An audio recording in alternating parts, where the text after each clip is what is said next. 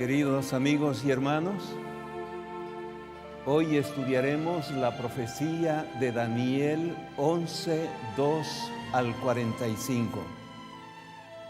Una profecía extraordinaria, una profecía que fue dada especialmente para el pueblo de Dios que vive en el tiempo del fin. Esta profecía es una explicación de la visión de Daniel 8. Comienza en el versículo 2, diciendo que habría 3 reyes en Persia y que el cuarto se haría de grandes riquezas y luego atacaría al reino de Grecia. Y es todo lo que dice con relación al segundo imperio. En el versículo 3 menciona que se levantaría un rey valiente. Y ese rey valiente es Alejandro el Magno, el primer rey del imperio de Grecia. Y en el versículo 4 nos dice que el reino de Alejandro sería dividido en 4 partes. Y a partir del versículo 5 al 20, describe una guerra entre reyes del sur y reyes del norte. Podríamos decir mucho acerca de la historia de esos 2 imperios, pero tenemos que avanzar porque lo que nos interesa son los eventos del tiempo del fin. De los versículos 21 al 45, nos habla de un hombre despreciable. Ese hombre despreciable no se refiere a una persona física, se refiere al imperio de Roma. Y me voy a detener unos minutitos para explicarles por qué creo que se refiere al imperio de Roma y no a una persona física. Una de las características de este hombre despreciable es que se levantaría en contra del príncipe del pacto. Y el príncipe del pacto, como vamos a ver, es nuestro Señor Jesucristo. Y Roma se levantó en contra de Cristo en el año 31. Conforme sigue la descripción en los siguientes versículos, no hay ningún cambio, no hay ninguna otra persona que reemplace a este hombre despreciable, hasta que llegamos al versículo 45, donde se nos dice que él se levanta o que él levanta sus tiendas entre el Monte Santo y los mares, y allí llega a su fin, allí muere. Y este evento de que el hombre despreciable se levante en contra de Dios al poner su tienda entre el Monte Santo y los mares, es un asunto al final de la historia de nuestro mundo, cuando el Señor Jesucristo va a destruir al imperio romano. Por esa razón, yo no creo que se refiera a una persona física, porque imagínense, se levanta en contra de Cristo en el año 31 y es destruido en la parte final de la historia. ¿Habrá persona que viva más de 1900 años? No hay. Por esa razón, no creo que este hombre despreciable sea una persona física. Tiene que referirse al cuarto imperio mundial, como vamos a ver por las siguientes características que les voy a mostrar. Antes de ver las características, permítame resumir que de los versículos 21 al 31 del capítulo 11 se refiere al imperio romano unido. De los versículos 32 al 35 se refiere al imperio romano dividido. Y de los versículos 36 al 45 se refiere al Imperio Romano en el tiempo del fin. Veamos en primer lugar cuáles son las características del Imperio Romano unido, tal como se presentan en los versículos 21 al 24. Este hombre despreciable, este Imperio Romano unido, aparecería en la historia en tiempo de paz y tomaría el reino con halagos. Otra característica: delante de él serían destruidas naciones y el príncipe del pacto. Eso lo encontramos en el capítulo 11, versículo 22. La tercera característica: llegaría a ser fuerte con poca gente. Y la cuarta característica: invadiría a las naciones en tiempos de paz. Estas son las características de este hombre despreciable. Son las características del Imperio Romano unido. Invade en tiempo de paz, delante de él son destruidas naciones y el príncipe del pacto, y llega a ser fuerte con poca gente. Notemos lo que dice el versículo 22. Las fuerzas enemigas serán barridas delante de él, y también el príncipe del pacto. Pregunto, ¿quién es el príncipe del pacto? El príncipe del pacto es nuestro Señor Jesucristo, quien fue crucificado en el año 31 por la autorización de Poncio Pilato, que era un oficial del Imperio Romano. También esta profecía de Daniel 11 nos muestra ciertas actividades que realizaría el Imperio Romano unido. Y esas actividades se describen de los versículos 25 al 31. Y resumiendo, son los siguientes. Ese hombre despreciable atacaría al rey del sur, de acuerdo al versículo 25. Se enojaría contra el pacto santo, de acuerdo a los versículos 28 al 30. Profanaría el santuario, de acuerdo al versículo 31. Y también, de acuerdo al mismo versículo, quitaría el continuo y pondría la abominación desoladora. Veamos estos eventos uno a uno. De acuerdo a los versículos 25 al 27, el hombre despreciable atacaría al rey del sur. Ya les he dicho en ocasiones anteriores que hasta el año 264 a.C., Roma se limitó a la península itálica, lo que se ve en la gráfica como una bota de color rojo. Pero en el año 264 entró en guerra con el rey del sur, con el reino de Cartago. Y duró varios años, terminó en el 241. El vencedor en esa guerra fue Roma y es conocida como la Primera Guerra Púnica.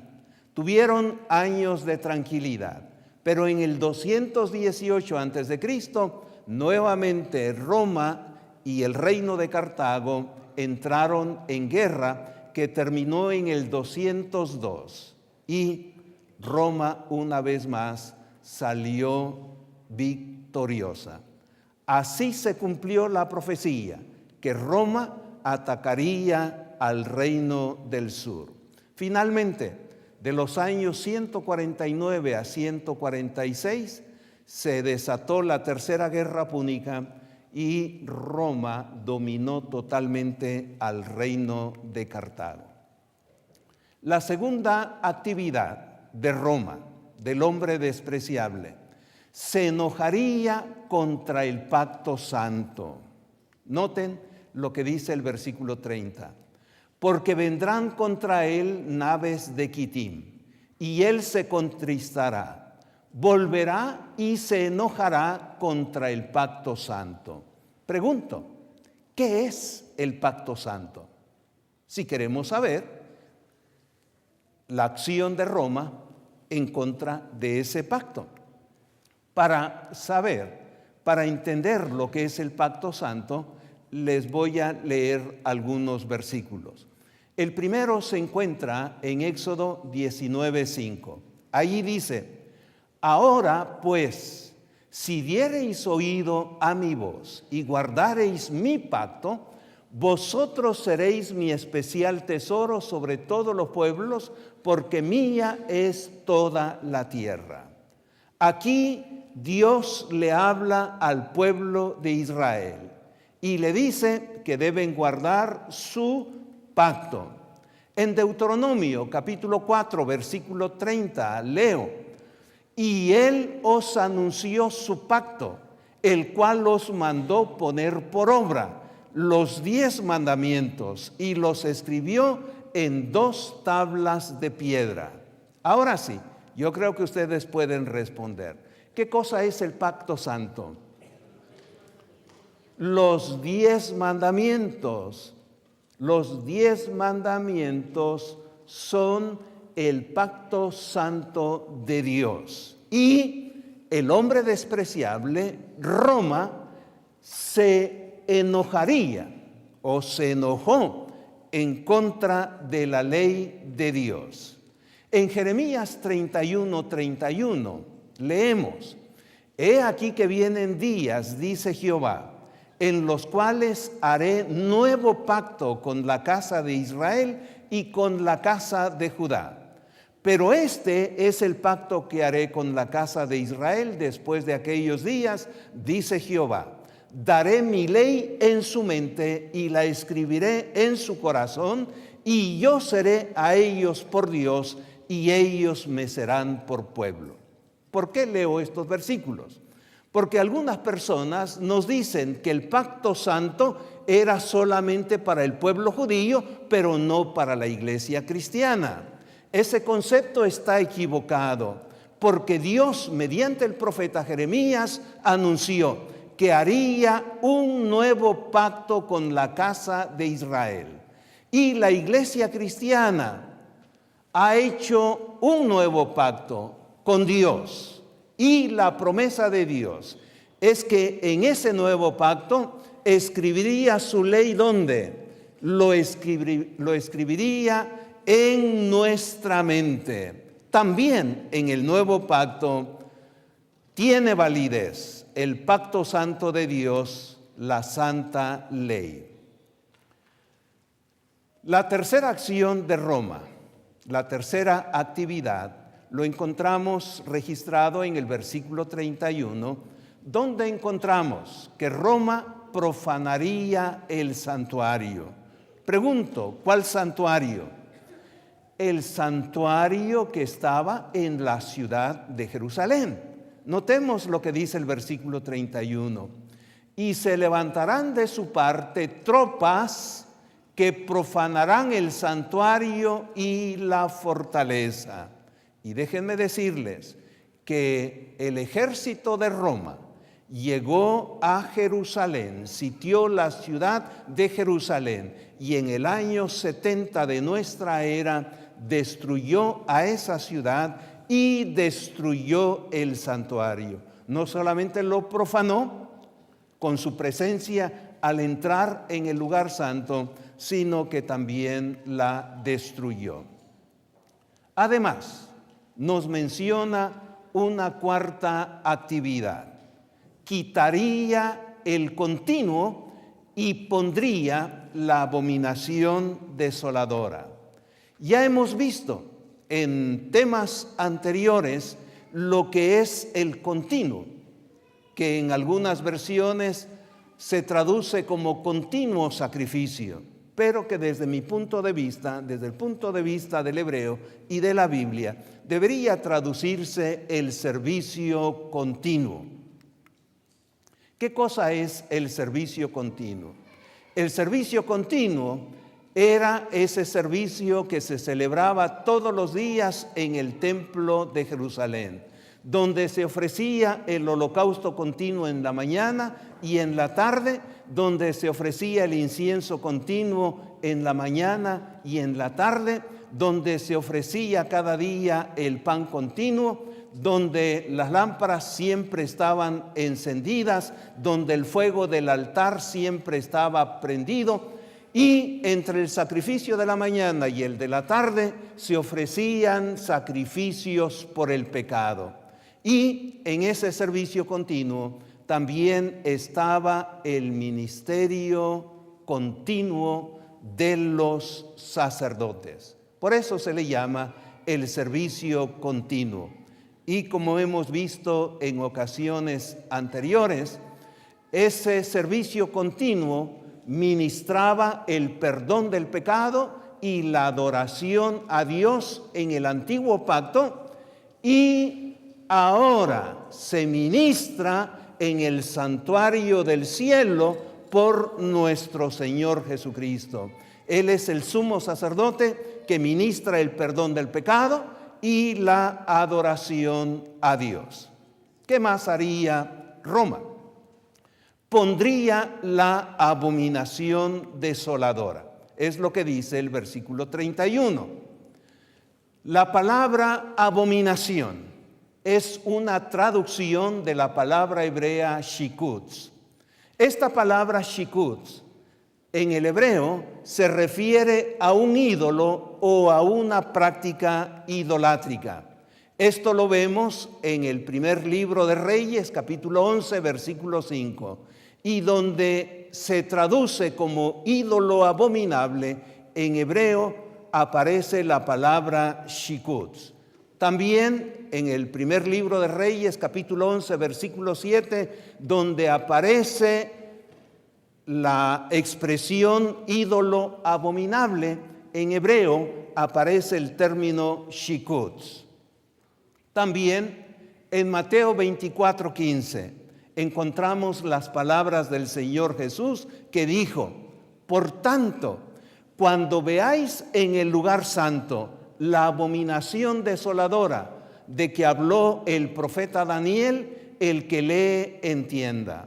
Como el Nuevo Testamento se escribió en griego, la expresión abominación desoladora en griego es deligma tes eremoseos, y es el mismo significado que aparece en hebreo.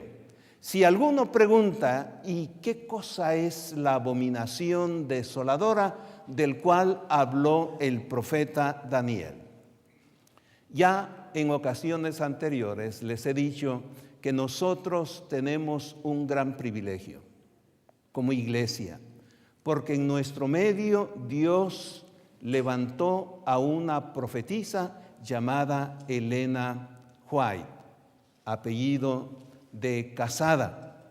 Ella recibió el don profético y escribió lo siguiente en el libro Conflicto de los Siglos, página 26. El Salvador advirtió a sus seguidores: cuando ustedes vean la abominación desoladora del cual habló el profeta Daniel, que estaría en el lugar santo, entonces los que estén en Judea huyan ¿a dónde? A los montes. Eso está en Mateo 24, versículos 15 y 16. Ahora viene el comentario de la profetisa Elena White. Cuando los estandartes idolátricos de los romanos fueran puestos en el suelo santo, entonces los seguidores de Cristo deberían encontrar seguridad en la huida. ¿Qué significa la abominación desoladora? La abominación desoladora se refiere a un ídolo o a una práctica idolátrica. En el tiempo de Cristo, en el tiempo de los apóstoles, la abominación desoladora se refirió a los estandartes idolátricos del ejército romano que fueron puestos alrededor de Jerusalén. Y el Señor Jesús les dijo que cuando ellos vieran la abominación desoladora en el lugar santo, ¿qué tenían que hacer? Tenían que huir. Y déjenme decirles que en la destrucción de Jerusalén no murió un solo cristiano, porque cuando ellos vieron los estandartes idolátricos romanos alrededor de la ciudad, dijeron: de esto nos habló el Señor Jesucristo. Y tan pronto las puertas de Jerusalén se abrieron, ellos huyeron. Cuando regresaron los romanos y se cerraron las puertas, los romanos destruyeron la ciudad y mataron aproximadamente a 1,000,000 de judíos dentro de la ciudad. Pero entre ese 1,000,000 no había ni un solo cristiano. ¿Por qué? Porque los cristianos obedecieron la palabra del Señor Jesús. Ahora, de los versículos 32 al 35 del capítulo 11, se sigue describiendo ese hombre despreciable, pero ahora tiene que ver con el Imperio Romano dividido. ¿Qué sucedería en ese período? El pueblo de Dios sería perseguido. De acuerdo a los versículos mencionados, el pueblo de Dios caería por espada, por fuego y cautividad hasta el tiempo del fin. El versículo 35 del capítulo 11 dice lo siguiente: también algunos de los sabios caerán para ser depurados y limpiados y emblanquecidos. ¿Hasta cuándo? Hasta el tiempo del fin. ¿Y cuándo comenzó el tiempo del fin? El tiempo del fin comenzó en 1798, como vamos a ver en el siguiente estudio más adelante. De los versículos 36 al 39 del capítulo 11 de Daniel, se sigue describiendo a este hombre despreciable. Y las características que se presentan en los versículos es el siguiente: se exaltaría sobre todo Dios, hablaría cosas horribles contra Dios, honraría al Dios de las fortalezas y honraría a todos aquellos que lo reconozcan. Estas son las características del hombre despreciable en el tiempo del fin. Se exaltaría sobre ¿quiénes? Sobre todo Dios, y hablaría cosas horribles contra Dios, y honraría al Dios de las fortalezas, y tan solo honraría a aquellos que lo reconozcan. ¿Cuáles son las actividades de ese hombre despreciable en el tiempo del fin?